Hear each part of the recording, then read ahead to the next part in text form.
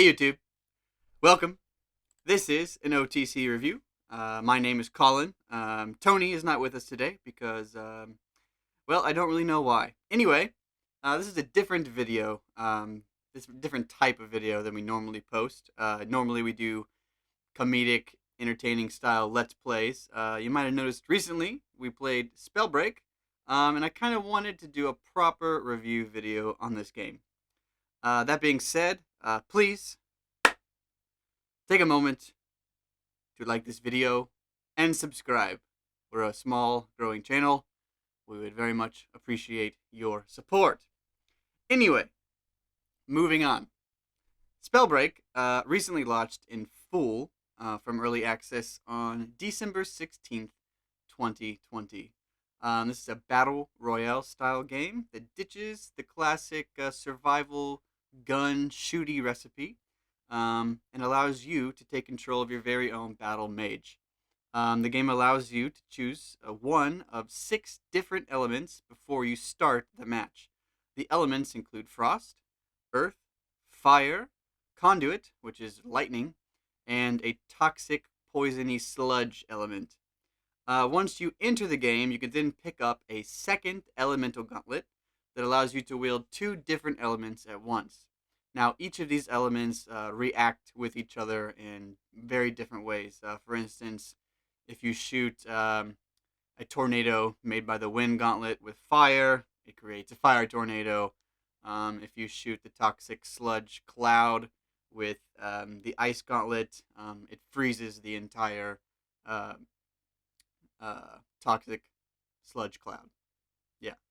Anyway, now I did play this game back in early access, what feels like, more than a year ago, maybe even 2 years ago. I'm really not sure, but nothing has really noticeably changed since I played it in early access. The graphics may have been improved upon. The game is very visually appealing. The graphics are kind of this Breath of the Wild stylized type of scenery. It's very nice to look at, and all the spells, the animations are really, I think, the strong point and highlight of this game. So the first thing you'll notice when you enter the game after the tutorial is the game filling up with players, or so that's what you are led to believe. The first match we played, the player count filled up at a steady pace, all the way to around 50 different players. And this kind of gave me the feeling that the game was alive and healthy, and that people are actively playing this game. Once you enter the match, you will then proceed to absolutely destroy everyone in your first game and come out with a victory. We thought maybe we were just awesome at the game. Wow, we won. We won! Holy shit, we got first place! Fucking game. What the fuck, dude? God damn. But after a quick Google search, you can see that everybody claims to have won their first match. And this leads us to believe that no matter what, the first match of Spellbreak you're put into is played entirely against bots. And this is further enforced by the fact that the second, third, and fourth matches that we joined in our last video, the player count in the lobby was noticeably lower once the game actually started you in the lobby.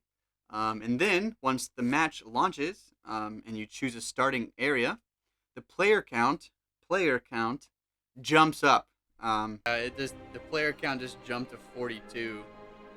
So maybe they're filling out the game's bots. Which, in my opinion, I think this is just the game filling out the match with bots. So, for instance, in the lobby, you'll have maybe 12 to 15 players. And then once the match starts, the player count jumps up all the way to 48, 49, 50. Now, I understand a new game wanting their Battle Royale matches to be full for the players that are actually playing. And for the most part, the bots do their job of populating the map and fighting you when you run into each other. But on several occasions, I ran into bots that were just kind of standing around, not really doing anything impactful.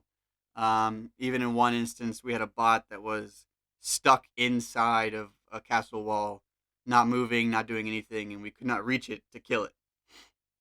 And this kind of gave me the feeling that the world is just not dangerous. One of the appeals of a battle royale game is that constant feeling of danger, like around any corner or when you're coming up on a building. There's a player or a group just waiting to engage you to kill you. You have a constant feeling that you need to be doing something in order to not get killed. Um, this definitely falls short in Spellbreak. Um, I felt like I was able to move around the map freely without any consequences for being out in the open. Now, this leads me to my second point of the issue of loot. Loot in Spellbreak also does not really feel impactful. Every elemental gauntlet, while each definitely has its own style of magic, uh, every gauntlet to me feels very homogenized. What I mean by this is each element's identity is really not unique enough. Each gauntlet, when you wield it, it really doesn't change your style of play. Um, I know the Frost Gauntlet allows you to have a sniper style attack. The Sludge is kind of like an AoE, same with the Fire. Um, but the gist of every gauntlet is you're just shooting a projectile that moves at relatively the same speed as all of the other gauntlets. And this to me makes the combat and loot really fall short of feeling special or impactful. When I stumbled upon a legendary gauntlet, it really didn't get me that excited. Going from like a blue, like a rare gauntlet, to a orange gauntlet, which is a legendary quality. Um, while it was neat, that's just about all it was. It was just kind of neat. It didn't get me excited. Or, oh man, this loot's awesome. Which I think definitely you want players to feel like what they're finding in chests is impactful. You want them to feel special when they find something that is legendary. Aside from the two gauntlets each player has access to, each player also has a rune slot that fits a utility spell that players can use in or out of battle. Again, these runes definitely fall short of having a unique identity. For the most part, with maybe one or two exceptions, they're just an extra button that allows players to jump a little higher, a little further, maybe run a little faster for a short distance.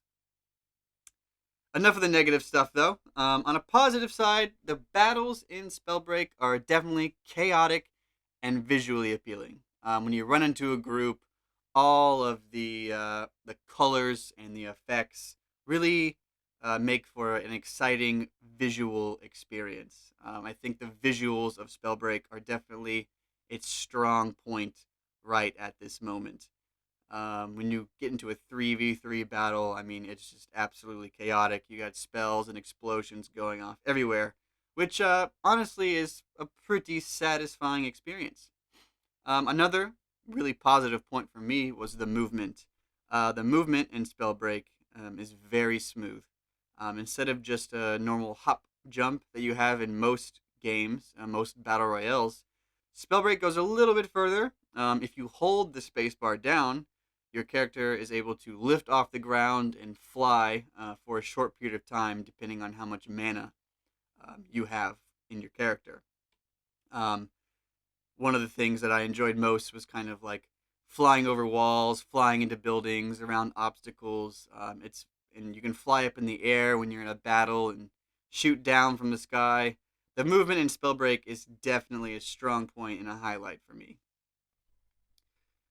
So, in conclusion, overall, Spellbreak has potential. But Spellbreak had potential when I first played it in early access more than a year ago. What they did with the time between then and now, well, I'm not entirely sure. The Battle Royale genre is still extremely popular, and the recipe is a proven one that is fun and rewarding. I think in order for Spellbreak to make a name for itself in this genre, they will definitely need to rework the identities of the elements. Each element should feel wildly different from one another and drastically change the style of play depending on which gauntlet a player chooses. I think the same goes for the runes available in the game. So, in conclusion, I'd rate Spellbreak in its current form a 5 out of 10. I think there's definitely a good game in there somewhere, but its full potential has not been realized yet. Well, that's it. That's the review. Thank you so much for watching. If you made it this far, thank you. Please like this video, leave a comment telling me how much you agree with me or how much you think I'm stupid. And please subscribe to the channel. We try our best to put out entertaining content multiple times a week. And yeah, that's it. Hey, bye-bye.